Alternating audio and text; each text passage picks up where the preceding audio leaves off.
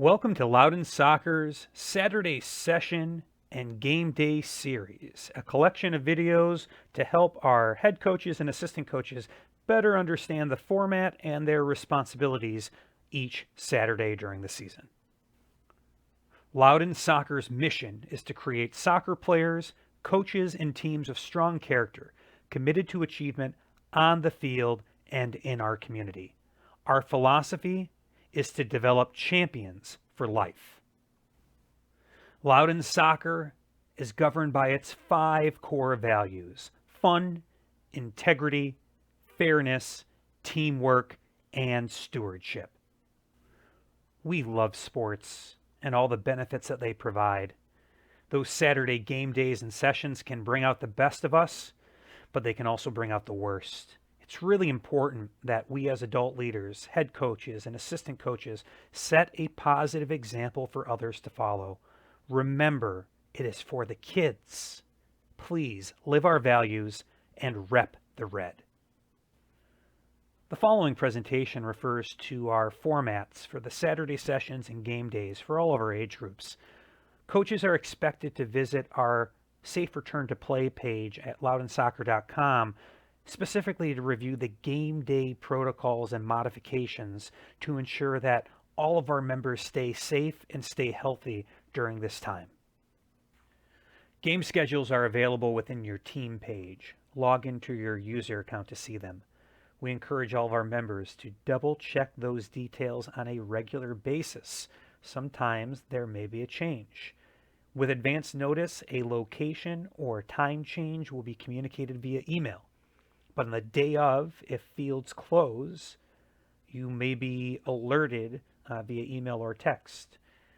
There's also such a thing as a game time decision, meaning we show up at the field scheduled to play, but if conditions worsen at that location, the person in charge, whether it's a lead trainer or a referee or the absence of both the head coaches, will make a decision on the spot whether to play. In terms of game reschedules, we already deconflict head coaches of multiple teams. So if you're coaching 2 or more teams, we will take care of conflicts for you. But in the event we miss something, please notify us immediately so we can correct it.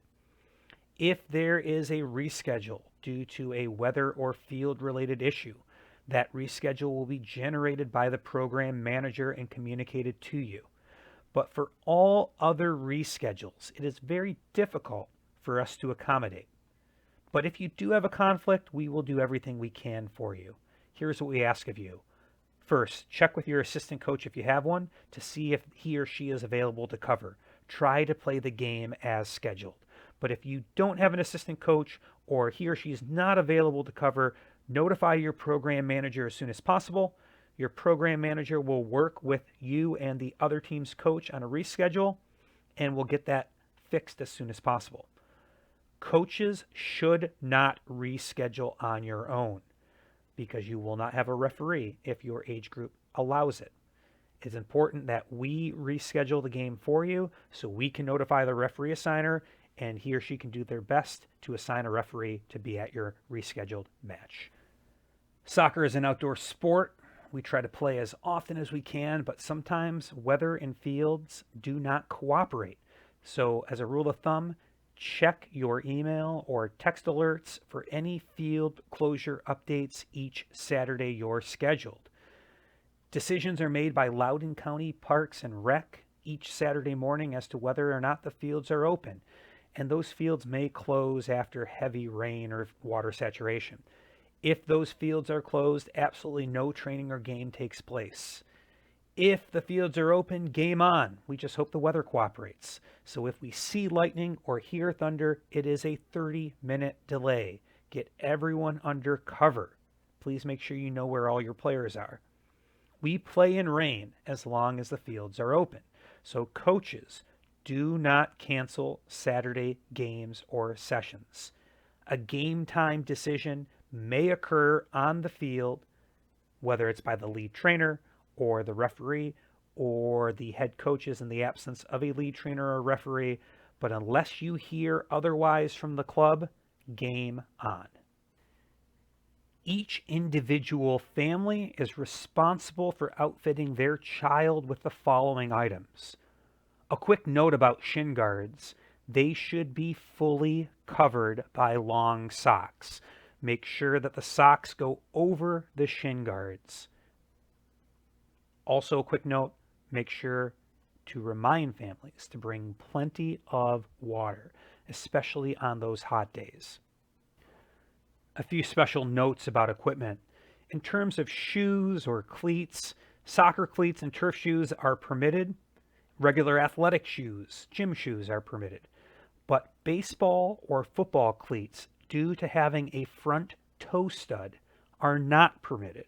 Referees are instructed not to allow a child to participate if a front toe stud exists. So make sure your families are aware of this requirement. Another one, no jewelry is permitted. This can be a big deal for girls who often have their ears pierced. Those earrings need to come out because they're a safety hazard for that child and for others. Covering them with bandages or tape is not permitted. Lastly, a child may participate with a hard cast as long as it is padded and fully covered. If your game has a referee, the referee will determine, based on their best judgment, whether that cast is properly padded and covered and safe for other participants. Coaches should bring their own equipment, especially that first aid kit and ice pack in case there are injuries on the field. It's also a good idea as coaches accumulate more equipment to perhaps pack extra shin guards or extra jerseys in case a child shows up and forgets one of their required items. For grades 1 through 8, the home team, or the team listed first, wears red, and the away or visiting team, the team listed second on the schedule, wears white. Coaches should arrive early to set up their field and to lead their team in a warm-up, and players and families should also arrive early. We want to make sure the game starts on time, so make sure warm-up time is planned for. If you arrive and a game is still going on in the field, please let it finish and let those teams depart before you set up. When warming up, avoid using the goal or penalty area on grass fields. That's a high traffic area that sees a lot of action, and we want to avoid wearing it down as much as possible. It's also important that we greet the referee and the opposing coach. Have a quick gathering to confirm the variations to the formats, and it also sets a positive tone for our players and spectators when we see the coaches and the referees working together. To keep these games managed, it's important that everyone knows where they are allowed to sit and where they're not. Teams are going to occupy one touchline on opposite halves. Spectators will be on the opposite touchline across from their team. Coaches should remain in the technical area. That's the space between the midfield line and the top of the penalty area. Everyone, whether it's a coach or player or spectator, needs to be at least 10 feet from the touchline. That's 3 big steps away. No one is permitted within the penalty area or behind the goals, unless some modifications to allow physical distancing requires it. But if anyone is in that area, no coaching, instructing, directing, cheering, or distracting is permitted in that area of the field. Only players on your official team roster may participate in these sessions or games. It is imperative. Do not permit unregistered players to play. It is a serious liability issue. Similarly, only approved coaches may coach the players on these days, whether it's warming up the team or sitting on the team sideline of the field. An approved coach is someone who's registered, has completed a background check, they appear on your team page, and they've completed Safe Sport training. If they haven't accomplished these tasks, do not let them interact with your team as a coach. International soccer is governed by FIFA. FIFA creates its laws of the game, which are the rules that the highest level of soccer plays under. Revisions to those rules are implemented every year on June 1st. Youth soccer will further modify these laws of the game to fit the age and ability of those athletes. Loudoun Soccer creates and provides abridged rules to help coaches better understand these modifications. If you picked up your equipment, you will have one in the folder, but you can also find one digitally in our Coaches Info Center. The playing format for grades 5 and 6 is 9 versus 9. The playing numbers get bigger and the field gets larger. We also play halves and not quarters. 5th and 6th grade games will be 2 30-minute halves with a 5-minute break for halftime. For this fall 2020 season, we are foregoing pregame captain's coin tosses and instead having the home team choose which side to defend to start the game, with the visiting or away team kicking off. Teams will switch ends at halftime and the other team will kick off. Substitutions are made during specific stoppages for games that are played with halves. Those stoppages include your team's throw-in, an opposing team's throw-in if they too are subbing, either team's goal kick or kickoff, a 1-for-1 situation if there was an injury or discipline situation. For example, if you have a player who's injured and subs out, the other team might be permitted to allow one player to be subbed, or if the other team has a player that's getting yellow carded, you may be able to sub a player too at that stoppage, and then free substitution may take place at halftime. A few notes about the substitution procedure. It is at the referee's discretion, meaning the referee must wave the players on the field before they enter. So you may get the referee's attention by yelling sub, but that doesn't mean those players may enter or exit the field.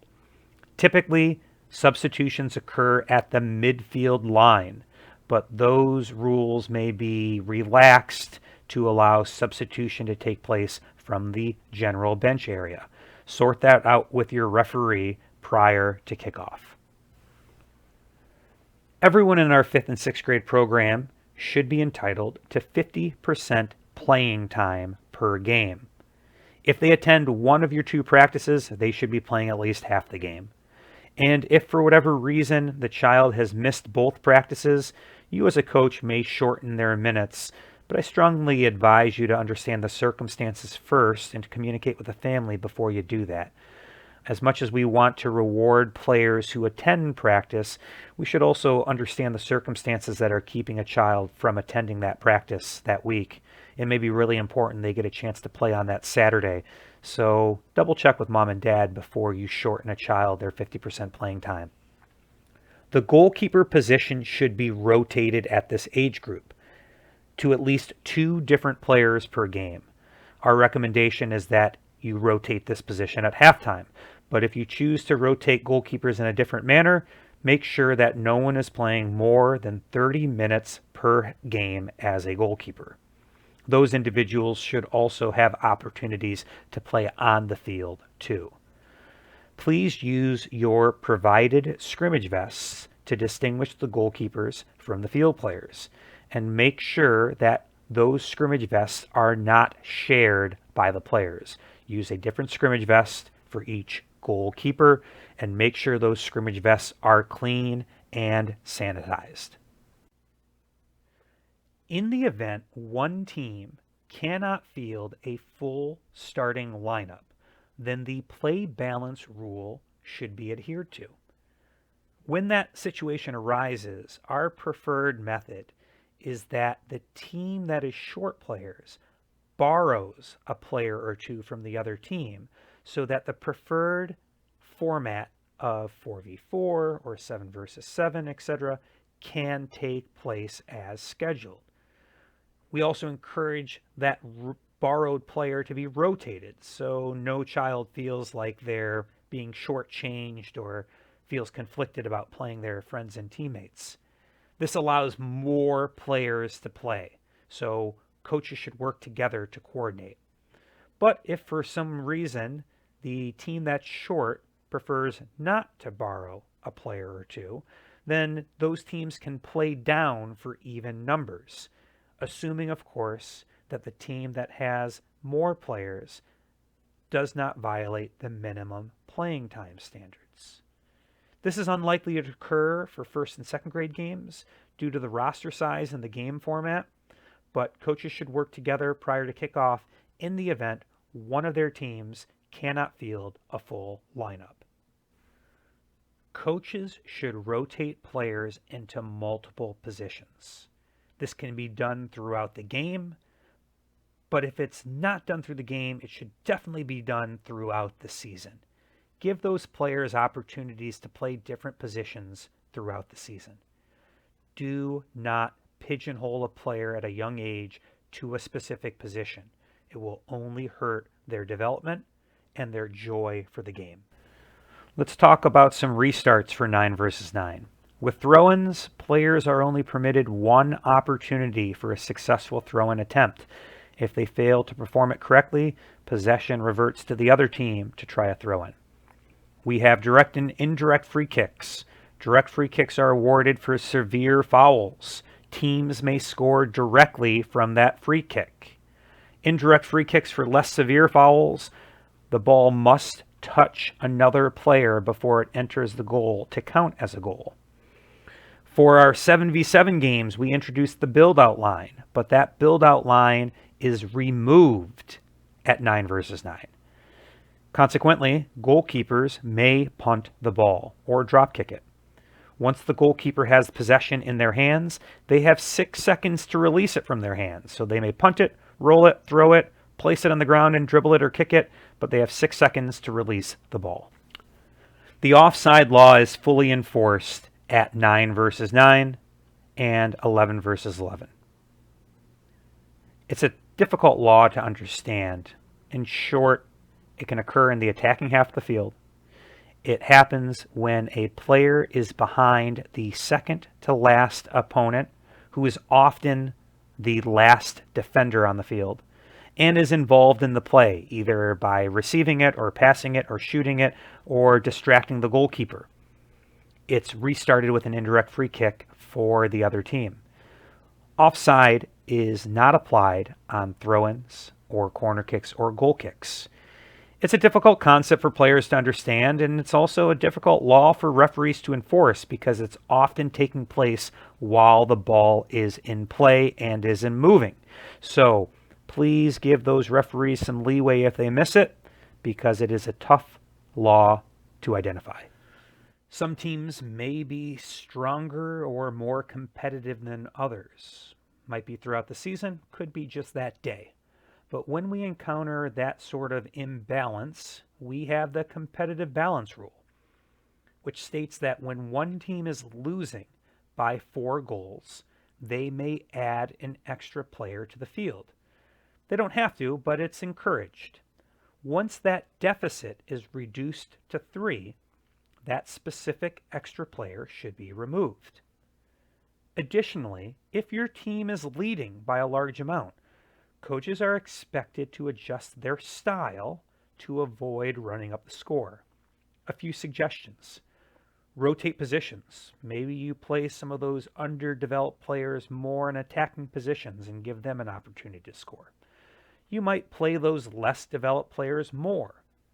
Or, depending on the age, you might even consider adding a condition to the game, such as your team needs to connect 5 consecutive passes before they try to score. Ultimately, these steps are in place to avoid blowouts from occurring. In terms of some safety modifications, there is no slide tackling from 6th grade on down. Players who go to ground may be penalized with a free kick for the other team. We do permit heading starting at 9 versus 9. There is limited heading repetitions that occur in practice, but there is no restriction on game day. This is part of a larger picture that gradually introduces the concept of heading, starting at the younger age groups where no heading exists. In terms of context, this no heading rule is administered by the Virginia Youth Soccer Association, which is the governing body of soccer in Virginia. It limits heading at the youngest age groups, gradually introduces it as the kids mature until there is no restriction in training and games for our oldest youth soccer players. Head injuries are serious, and they can occur in a couple different ways in the game of soccer, whether it's a ball hitting the head, or two heads colliding, or a player falling and hitting their head on the ground, among others. If you suspect a child has sustained a concussion, remove them from the field immediately. Check for symptoms. That player is barred from returning that day if you think they've sustained a concussion. Our rule of thumb is when in doubt, sit them out. Make sure their family is aware of the symptoms that you've recognized, and make sure that they know they need to go see a doctor before returning. You as a coach after the game should notify the club of the player who may have sustained a concussion, and then it's up to that family to go provide a return to play document from their medical provider before rejoining the next practice or game. We have additional information on concussions and our protocols in our Coaches Information Center. It's a good habit to go check that out prior to each season so you're well versed on what to look for and how to handle them. Soccer is a physical sport, which means injuries can occur. It's important that coaches bring their first aid kit and their ice packs so they can treat minor injuries. If we encounter any severe or major injuries, call 911 or send that child to the hospital with their parents. If a player suffers an injury while on the field, the referee must stop the play before you can enter the field to check on them. You may need to get the referee's attention if they don't see the player has been injured. It's also important that you as the coach receive permission to enter the field from the referee before you do so. Failure to do so may result in you as a coach receiving a yellow card. An injured player does not need to be subbed, but as a rule of thumb, if the play stops for their health, they should probably exit the field. Depending on the severity of the injury or the age of the player, you as a coach might enlist the help of their parent to care for the child so that you can focus on the rest of the players. A match may be suspended, meaning delayed, or abandoned, meaning canceled, due to inclement weather or field conditions. This is what we referred to earlier as a game time decision. If we see lightning or hear thunder, it's an automatic 30-minute delay. That clock resets with each subsequent sign. Everyone should be waiting in their cars when that occurs. The referee ultimately determines if a game is suspended or abandoned. We have to be mindful of the matches taking place immediately afterward, and it's not fair to impact their kickoff time if our match is suspended. If your match is suspended or abandoned, please notify your program manager after the game so that we can determine when or if it should be rescheduled. Let's talk about referees. First and foremost, they are independent of Loudoun Soccer. They're certified through US Soccer, and they're free to work any soccer matches nationwide. Unfortunately, there's a severe shortage of referees, both in terms of the quantity and quality, not just in Loudoun County or in Virginia, but nationwide. Most of our referees are young and inexperienced. They are also learning just like players, which means they're going to make mistakes. One of the referee's primary jobs is to interpret the laws of the game. Those interpretations are going to vary. They'll change from referee to referee and from game to game. What one referee might consider a handball, another referee may not. The hope for us as coaches is that that referee's interpretations that day will be consistent throughout that match. That consistency is going to be hard to come by. Referees are human. Mistakes are going to be made. And if you watch any type of sport at the highest level, you'll recognize that officiating errors occur. So if we see them happening on Super Bowl Sunday or the Champions League final, we should expect them to happen Saturday morning at the local elementary or middle school. Set your expectations accordingly. The referee is considered the boss of the game. They're in charge, even if they're a pimply-faced, voice-cracking teenager who barely blows the whistle.